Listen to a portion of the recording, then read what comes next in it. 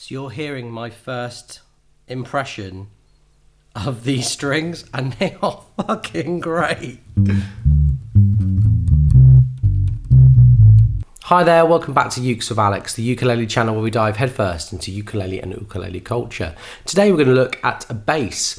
I've not featured a bass on my channel before. I started learning guitar with a one-string bass guitar, moved over to nylon string guitar, eventually steel string guitar, and then the ukulele, and then I've circled back round and here I am on the four-string bass.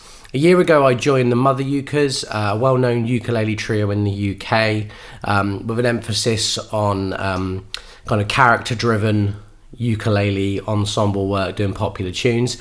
You know the kind of thing. If you're a UK-based ukulele player, you've come across a band like that. The Mother Ukers is good fun. I enjoy it and I get to play the bass, which is something I've always wanted to do in a band. So the problem I came across was in the Mother Ukers they needed a ukulele bass, and that became a problem for me very quickly. 10 years ago there were 3 or 4 different options on the market, but actually the ukulele bass has evolved massively in those 10 years, most notably away from left-handed people. So for a very long time it's been very hard to buy a new left-handed ukulele bass unless you went to one of the kind of mass drop shippers out there like Toman or Backshop, someone doing their own brand thing. But actually getting a reputable, good quality bass I found very, very hard. So I spoke to Flight and Kala, and Kala launched a left-handed bass, but it wasn't yet available in the UK. And when I needed one 5-6 months ago, they weren't yet available in the US.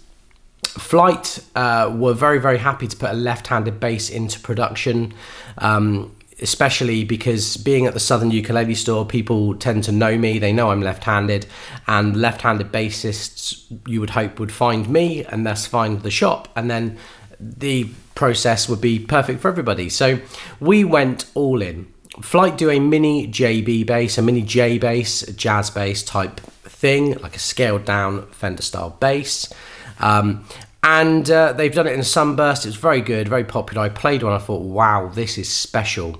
I've been playing a Hofner violin bass for several years, and for me it was the first thing I'd seen where actually playing it playability wise, this baby would be the right thing for me. So I waited patiently, and then second reveal, the Flight Mini J bass in Moonburst eventually turned up.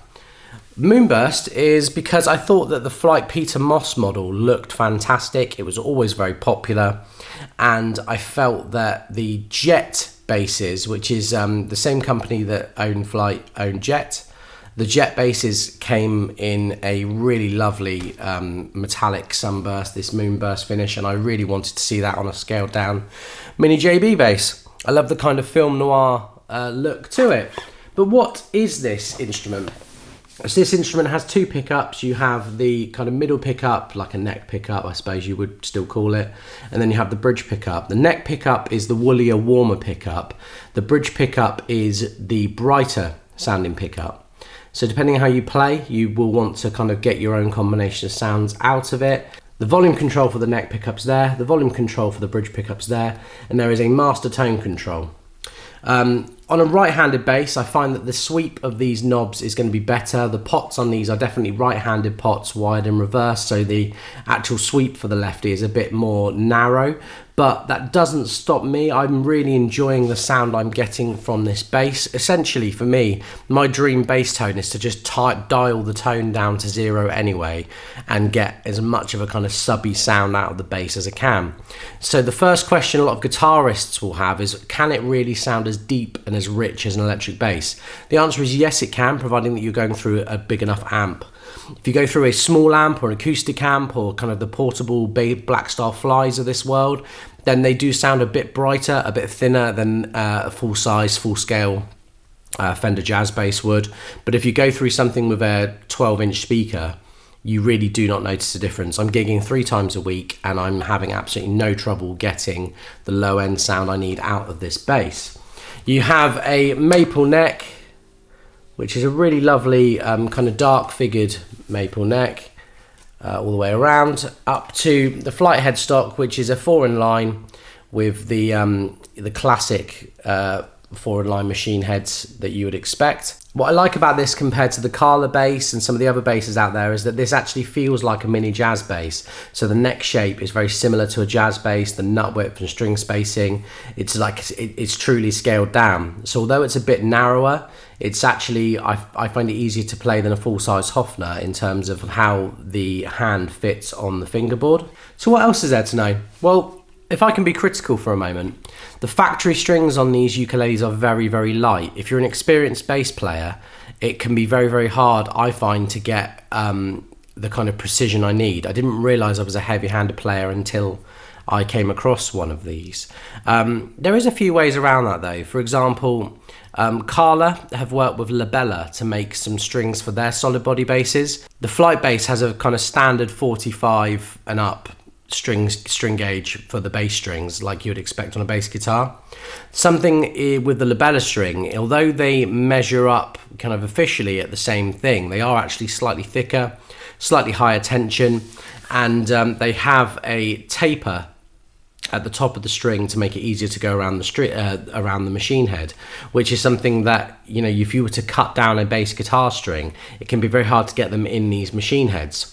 When I asked Flight what they do with these, apparently they peel the string before they fit it, but they are working on a proprietary string for the Mini J bass that should be released before the end of 2024.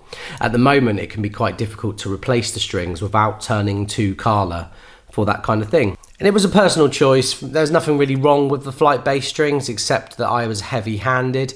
I just liked that the Labella strings felt a bit stiffer and thicker under my fingers. They helped me play it more like my electric bass. So if you're new to ukulele basses, you'll probably love the factory strings that come on the Flight.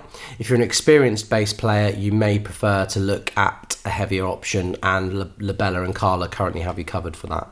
Kala also make a flatwound set, which is not on the bass here at the time of filming, but after I get off the camera in a moment, I am going to restring this bass with the flatwounds, and we're going to end today's video with a sound sample of the instrument with the factory strings, with the Kala Bass 4 solid body strings, and then with the Kala Flatwound strings. And hopefully that can give you the perspective you need. I feel like bass ukuleles are really having a moment right now for the first time in a very, very long time. And I love how much more precise and how fun this part of the market is getting compared to the last 10, 15 years of the rubber strings and the Ashbury bass, double bass sound and style, which was popular but slightly limiting by comparison to this. If you have any questions, you can email me, alex@ukulele.co.uk. I know I'm filming this in front of the Southern Ukulele Store backdrop. That's because I'm about to film a video on different ukulele basses, comparing them. I'll put a link for that in the description because it might answer some of your questions. For now though, I'm going to play these sound samples for you. I'm going to plug directly into my interface, which is a Zoom H4n. And that should give you a very, very good comparative sound sample of each one. Have a good day.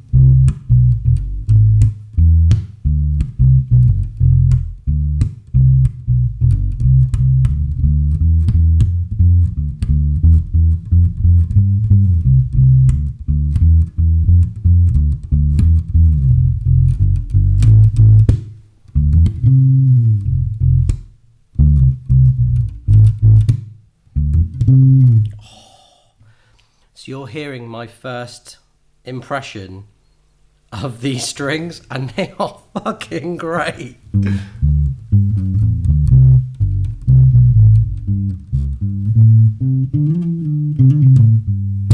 They're not for the faint of heart. If you're a new player, these are too heavy. But if you play a P bass and you've used flats, or jazz and you've used flats,